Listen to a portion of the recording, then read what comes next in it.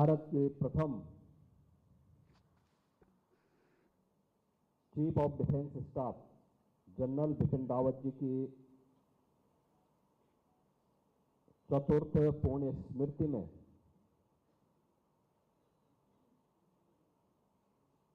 आज के इस कार्यक्रम में मंच पर उपस्थित उत्तर प्रदेश सरकार में मंत्रिमंडल के मेरे वरिष्ठ सहयोगी, जल शक्ति मंत्री और प्रभारी मंत्री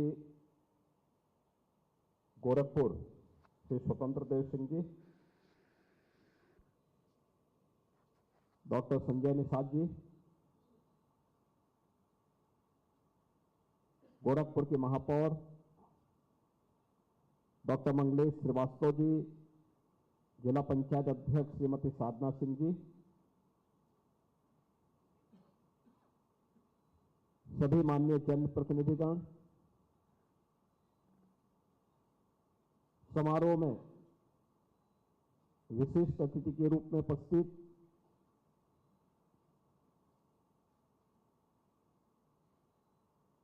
असम राइफल के महानिदेशक लेफ्टिनेंट जनरल विकास लखेड़ा जी,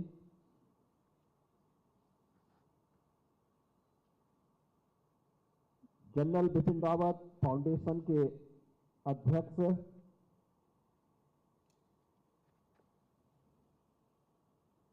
एयर चीफ मार्शल सेवानिवृत्त CRKS Bhadauria ji, air vice marshal retired Shri Rajesh Bhandari जी,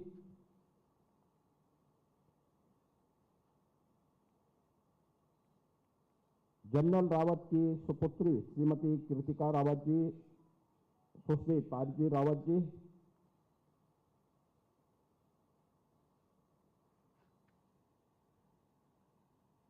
सैनिक स्कूल गोरखपुर के प्रधानाचार्य श्री DS चौहान जी, अपर मुख्य सचिव उत्तर प्रदेश सरकार शिक्षा श्री पार्थ सारथी सेन शर्मा जी, आज के इस समारोह में उपस्थित सभी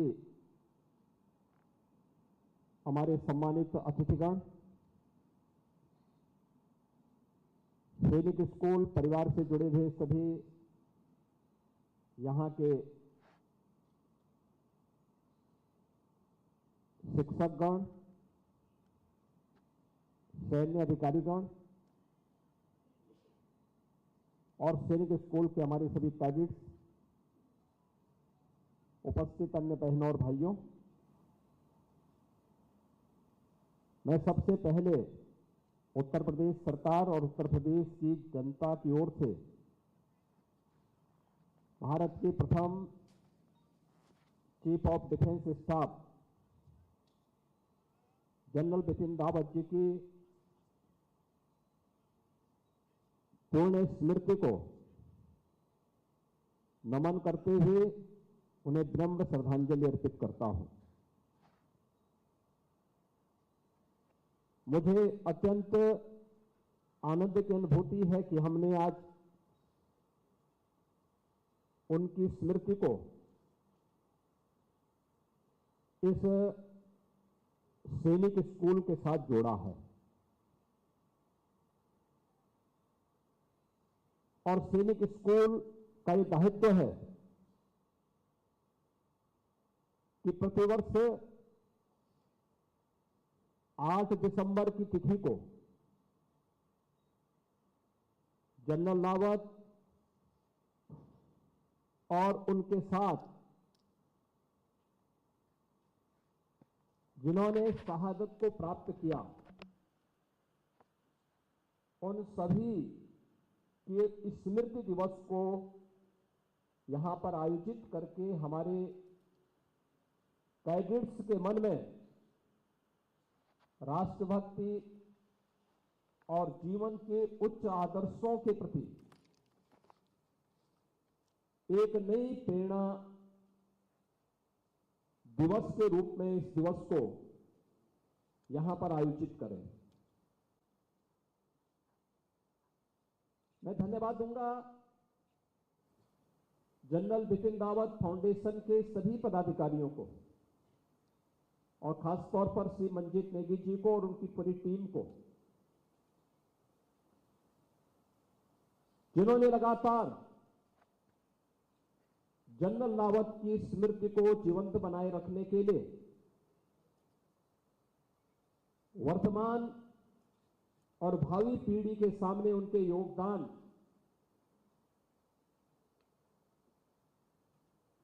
को स्मरणीय बनाए रखने के लिए लगातार इन कार्यक्रमों का आयोजन अलग अलग स्थानों पर ये फाउंडेशन कर रहा है।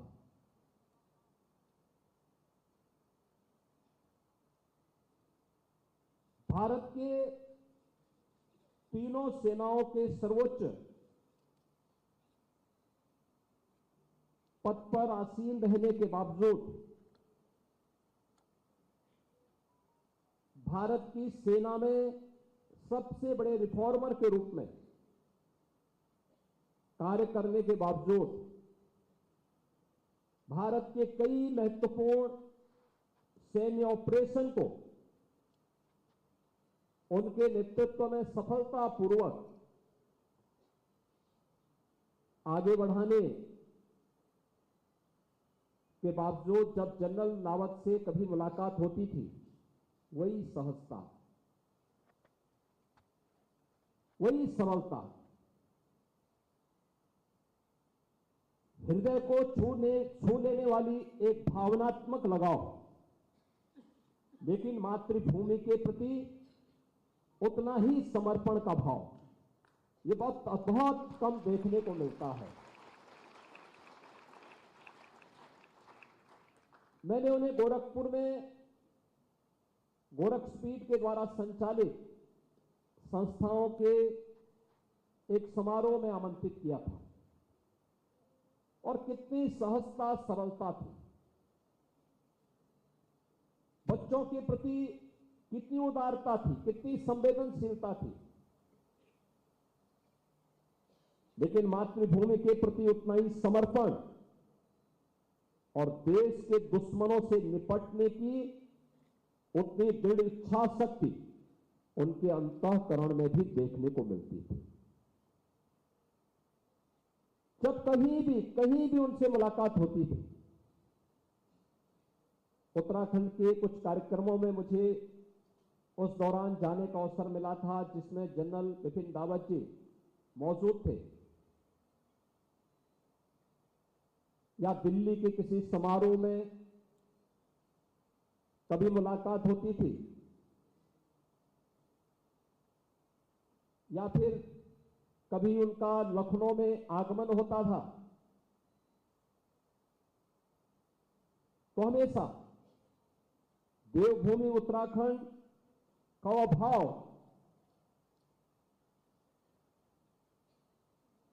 जो राष्ट्र के प्रति एक नई प्रेरणा देता है, वह उनके मन में सदैव रहती थी और वह अन्यों के लिए प्रेरणा बनती थी।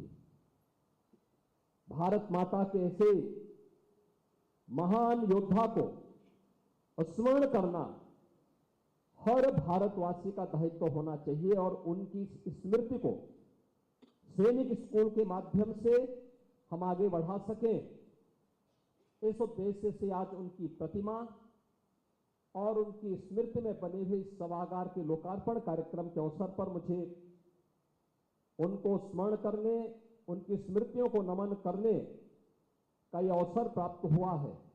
मैं इसके लिए सैनिक स्कूल परिवार के साथ ही फाउंडेशन को भी हृदय से धन्यवाद देता हूं।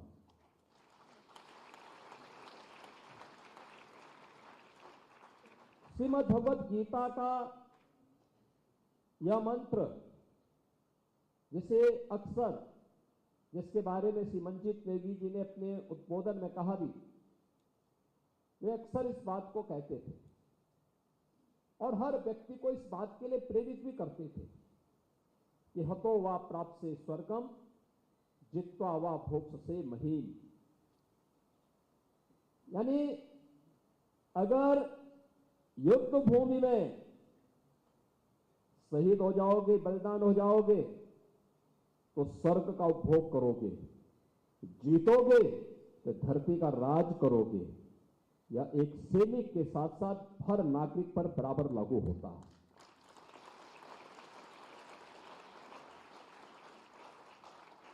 याद करना, प्रधानमंत्री मोदी जी ने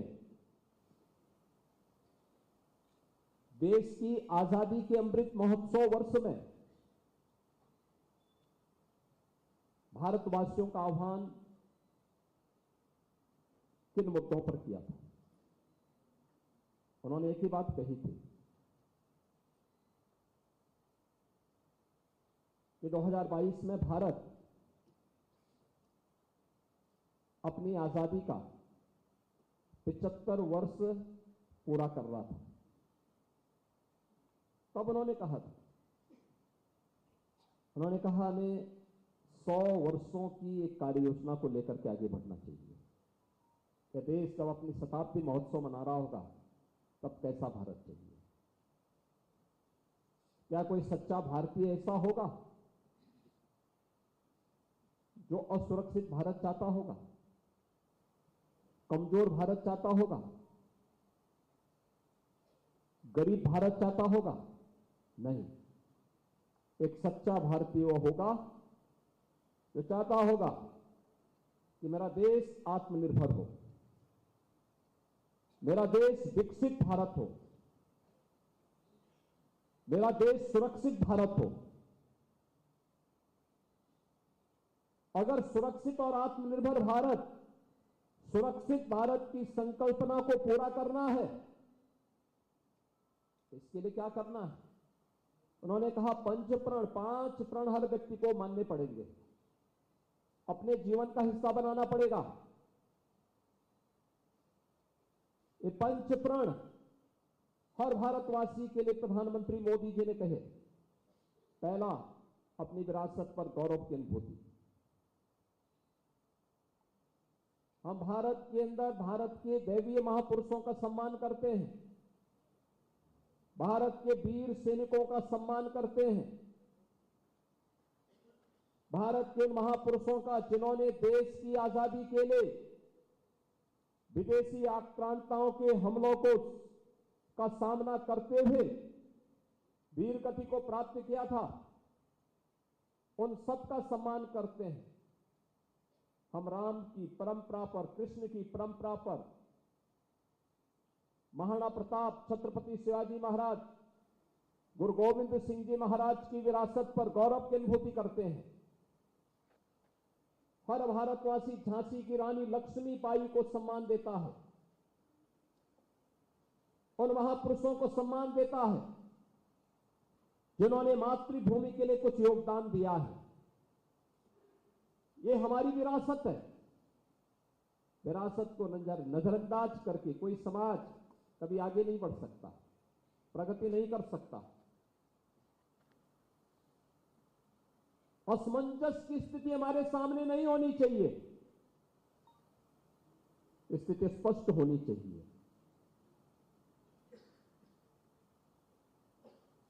दूसरा प्रण उन्होंने भारतवासियों के लिए किया था, गुलामी के अंशों को सर्वथा समाप्त करना। यह मान करके हम चलते हैं कि जो विदेशी है वो अच्छा है, जो हमारा है वो अच्छा नहीं। ये गुलामी की मानसिकता है। हमारे पास सब कुछ है, नहीं होगा हम पैदा करेंगे, हम उसको बनाएंगे। हम विदेशों पर निर्भरता समाप्त करेंगे, अपने बल पर खड़े करेंगे अपने देश को। यह भाव हर भारतीय के मन में होना चाहिए और उत्तर प्रदेश देश आज उस दिशा में आगे बढ़ा है। हम उन बातों को आत्मसात करें, उस दिशा में आगे बढ़ें।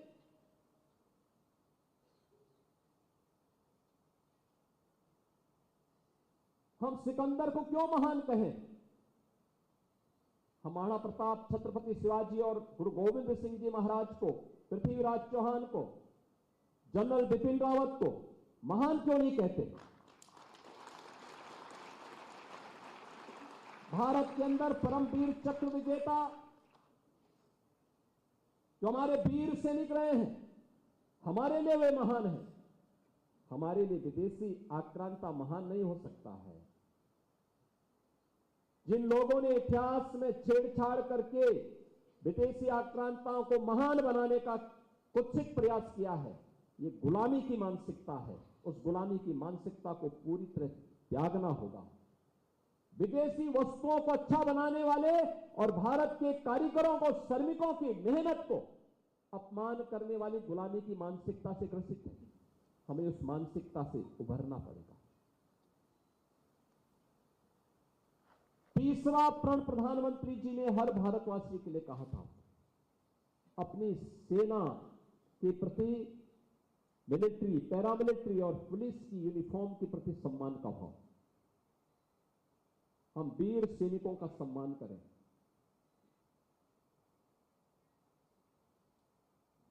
उनके बलिदान को नमन करें। हम चैन की नींद इसलिए सोते हैं क्योंकि हमारा सैनिक सीमाओं की रक्षा कर रहा है। हमारा अर्धसैनिक बलों के जवान लगातार पेट्रोलिंग में हैं। हमारा पुलिस का जवान मेहनत करता है। एक व्यक्ति की गलती से पूरी फोर्स, पूरी संस्था खराब नहीं हो जाती।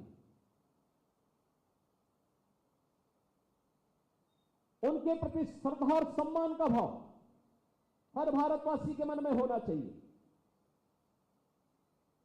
आज ये वही प्रण है जो आत्मनिर्भर और विकसित भारत के प्रण को आगे बढ़ाने के लिए प्रधानमंत्री मोदी जी ने हर भारतवासी से कहा है, अपने वीर सैनिकों के प्रति सम्मान का भाव। जनरल रावत और उनके साथ जिन्होंने शहादत को प्राप्त किया, उन सब के प्रति श्रद्धा और सम्मान के भाव के साथ आज हम सब सैनिक स्कूल गोरखपुर में एकत्र हुए हैं। उनका स्मरण करने के लिए एकत्र हुए हैं।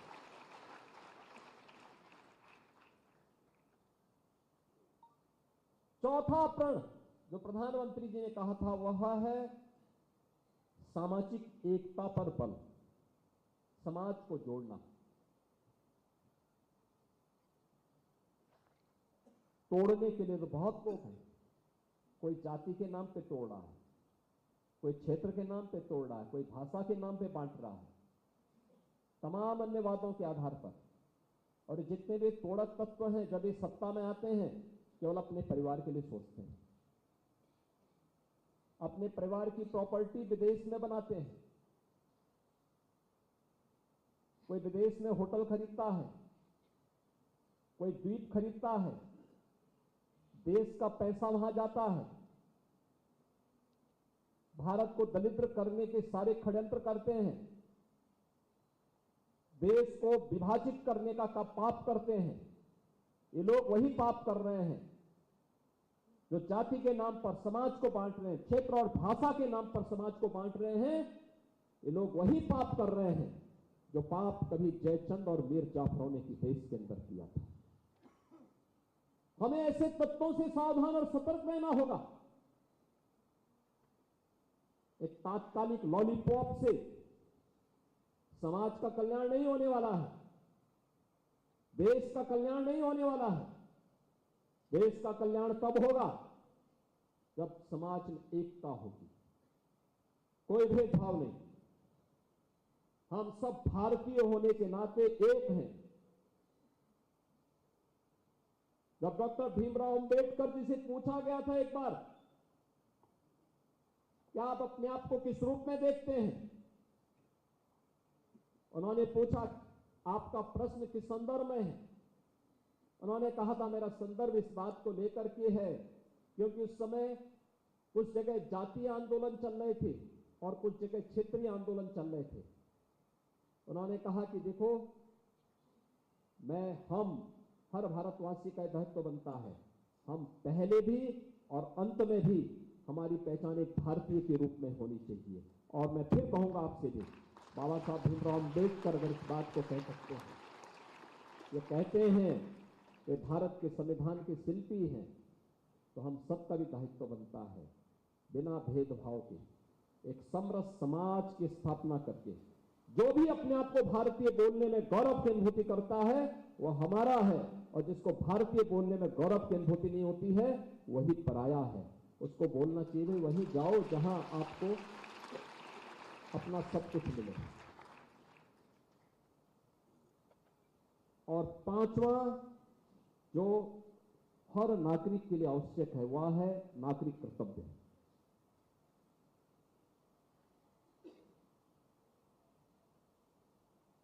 आजादी के बाद देश के अंदर क्या हुआ? हमने अधिकारों के संरक्षण की बात तो की लेकिन कर्तव्यों की बात नहीं की। और आज मुझे स्मरण है, मैंने एक बार जनरल रावत से पूछा, मैंने कहा जनरल साहब मुझे बात बताइए कि आपने देश के अंदर सेना का मोर्चा विपरीत परिस्थितियों में उन क्षेत्रों में भी लिया है जहां पर सामान्य दिनों में टेम्परेचर -20 -40 तक होता है, यानी जमा देने वाली। कैसे वहां कार्य होता है? उन्होंने मुझसे गीता का एक श्लोक बोला। उन्होंने कहा योगी जी इसका रहस्य है योग कर्मसु कौशलम। मैंने कहा क्या मतलब? उन्होंने कहा इसका मतलब ये है कर्मण्येवाधिकारस्ते मा फलेषु कदाचन, कार्य करते रहो, मेहनत। तो मैंने कहा उसमें क्या करते हैं, क्योंकि सामने तो दुश्मन के ठिकाने होते हैं। उन्होंने कहा उसमें भी हम कोई कार्य मिले, ठीक नहीं मिलता है तो पहले खाई खोदते हैं, फिर उसको पाटते हैं, फिर खोदते हैं, जिससे व्यक्ति ऊर्जावान, उसकी ऊर्जा बनी रहे और खून जमने न पाए। ये कर्म की प्रेरणा, निष्काम कर्म की प्रेरणा, ये हमारे कर्तव्यों के साथ हमें जोड़ती है। याद रखना देश महान वही हुआ है जिस देश का नागरिक अपने कर्तव्यों के प्रति सजग होता है। वह देश कभी महान नहीं हो सकता जहां पे अधिकारों का संघर्ष हो और जो नारे लगते हैं ना कि मेरी मांगे पूरी हो चाहे जो मजबूरी हो, ये हमारा नारा नहीं हो सकता। याद रखना ये ट्रेड यूनियन जहां भी विकसित हुआ है नष्ट कर दिया।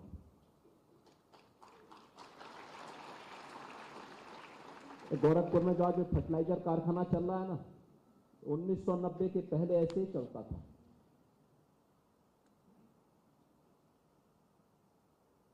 उन्नीस सौ 1990 में बंद हो गया था।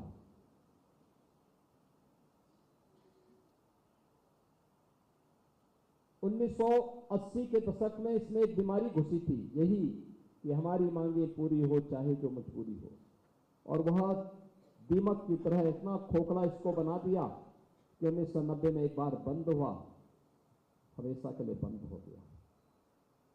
अब सोचो इस कारखाने को लगाने के लिए मुझे 1996 से लेकर के 16 तक 20 वर्षों तक लगातार संघर्ष करना पड़ा था। लगातार 20 वर्षों तक संघर्ष किया था।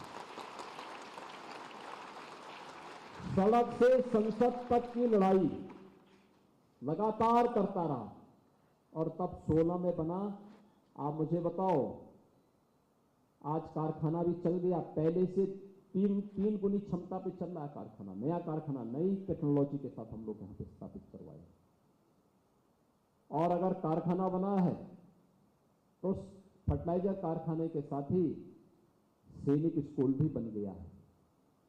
सैनिक स्कूल, कितने शानदार सैनिक स्कूल का प्रांगण है। सैनिक स्कूल के कार्यक्रम में, जब इसके उद्घाटन कार्यक्रम में हमने तत्कालीन उपराष्ट्रपति जी को आमंत्रित किया था, और मेरी इच्छा थी, मैंने 19 में जब सैनिक स्कूल के बारे में कार्यक्रम आगे बढ़ाया था, तो 20 में इस पे चर्चा करने के लिए ही मैंने एक बार जनरल बिपिन रावत जी के साथ में बैठा था। उन्होंने एक परिकल्पना दी थी, इस रूप में बने, अच्छा होना चाहिए, और मेरी इच्छा थी कि इसके उद्घाटन कार्यक्रम में वो आए। लेकिन देवयोग से हमारे बीच में नहीं है, लेकिन उनकी उपस्थिति, क्योंकि आत्मा तो अजर अमर है, वो अपनी उपस्थिति का एहसास कराती है। आज सैनिक स्कूल में उनकी प्रतिमा, यहां का आर्किटेक्चर, यहां का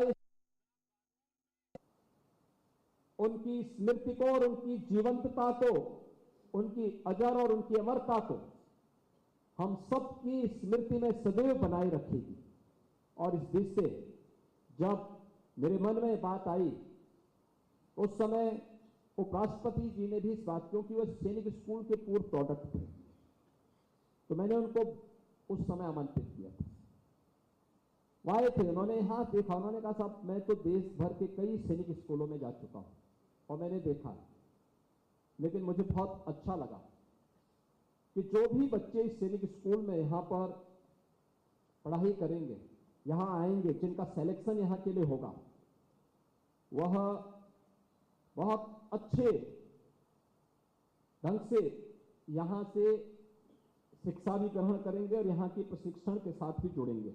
और मुझे प्रसन्नता है कि हमने इसको खुली आवासीय सैनिक स्कूल के रूप में इस विद्यालय को यहां पर बालक और बालिकाओं के लिए, देश के अंदर सैनिक स्कूलों में बालिकाओं के लिए भी आरक्षण हो, ये मैंने लखनऊ सैनिक स्कूल से प्रारंभ किया था सन 2018 में।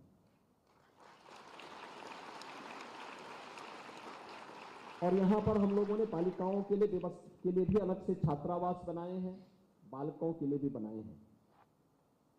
खेल और अभ्यास के लिए यहां पर अत्याधुनिक शूटिंग रेंज भी है, स्विमिंग पूल भी है, घुड़सवारी के लिए भी है, योग कक्ष भी है, मल्टीपर्पज हॉल भी है और अच्छे खेल के मैदान भी है। यहां पे इनके पास अच्छी साइंस लैब्स हैं, स्मार्ट क्लासेस हैं और यहां पर वर्तमान में इसकी यहां पे जो बच्चे हैं इस स्कूल में वर्तमान में 75 छात्राएं और 235 छात्र, 310 छात्र छात्राएं कैडेट्स के रूप में यहां पर अध्ययन कर रही हैं, प्रशिक्षण ले रही हैं। अभी पिछले दिनों जब देश की माननीय राष्ट्रपति जी गोरखपुर भ्रमण में आई थी, उन्होंने गोरखपुर के अंदर कई कार्यक्रमों में भाग लिया था और सड़क मार्ग से ही चली थी। एक स्थान पर सैनिक स्कूल के बच्चे भी थे, तो राष्ट्रपति जी अपनी गाड़ी से उतरी, उन्होंने मुझसे पूछा कि ये बच्चे कौन है। अच्छा, मुझे जानकारी नहीं थी कि सैनिक स्कूल के बच्चे हैं, तो तब तक मुझे वहां पे सैनिक स्कूल का एक स्टाफ दिखाई दिया, तो मैंने पूछा, मैंने कहा क्या सैनिक स्कूल के कैडेट्स हैं? तो उन्होंने कहा। राष्ट्रपति जी बड़ी प्रफुल्लित थी यहां के बच्चों के प्रदर्शन से, उनके उत्साह से, उनके अनुशासन से। और अनुशासन, यही अनुशासन हमें आगे बढ़ने के लिए प्रेरित करता है, एक नई प्रेरणा भी प्रदान करता है। अनुशासन के बगैर जीवन में दुशासन घुस जाता है। याद रखना, हमें अपने जीवन में दुशासन को नहीं घुसने देना है, अपने जीवन को अनुशासित बनाए रखना है। और ये अनुशासन हमें सदैव जनरल बिपिन रावत के समान ही एक नई ऊंचाई और एक नई प्रेरणा का स्रोत बनाने के लिए प्रेरित करेगा। एक पंच प्रण है, ये हर भारतवासी के लिए शाश्वत मंत्र बनने चाहिए। जनरल रावत भी जीवन भर इन पंच प्रण के लिए समर्पित रहे और इसीलिए आज हम उनके स्मृति दिवस के अवसर पर यहां पर मौजूद हैं। मैं इस अवसर पर धन्यवाद दूंगा फाउंडेशन को।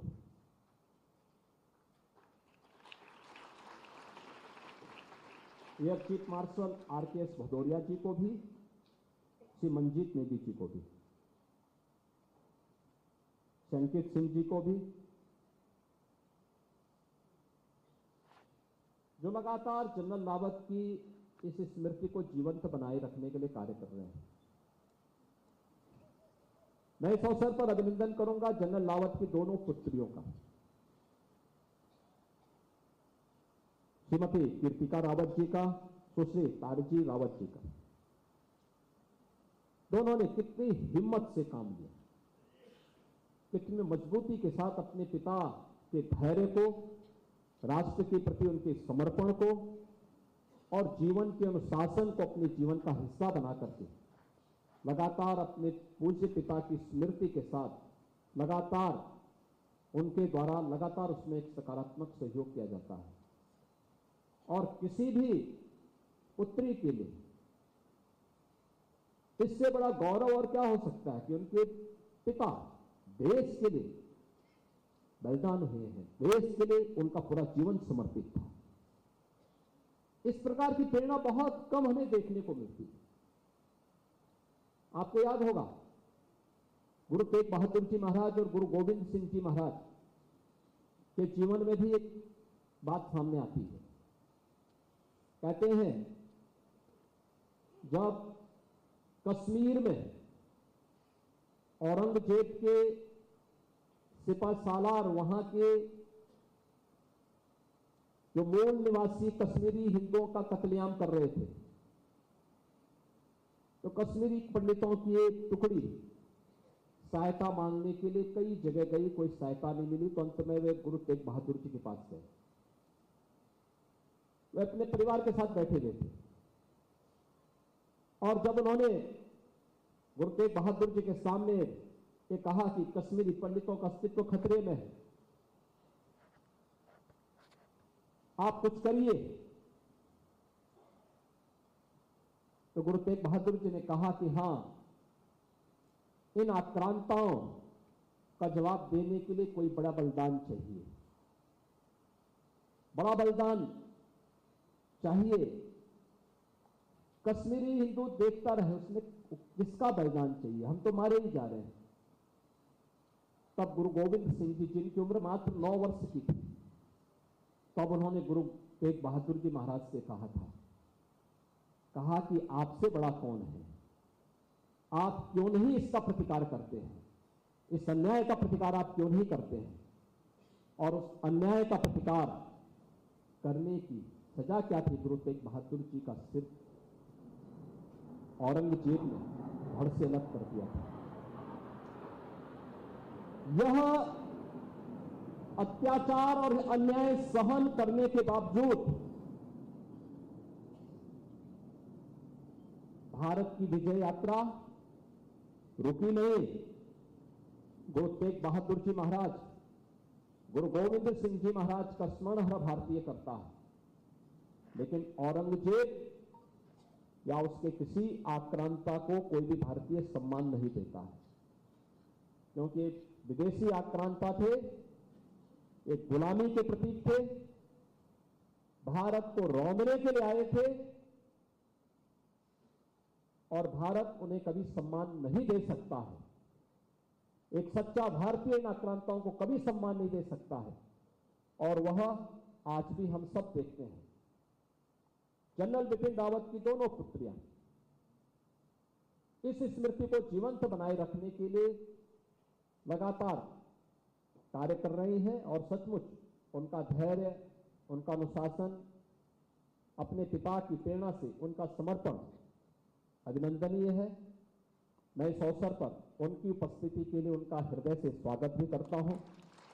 मैं इस अवसर पर असम राइफल के हमारे महानिदेशक लेफ्टिनेंट जनरल लखेड़ा जी का मैं विशेष रूप से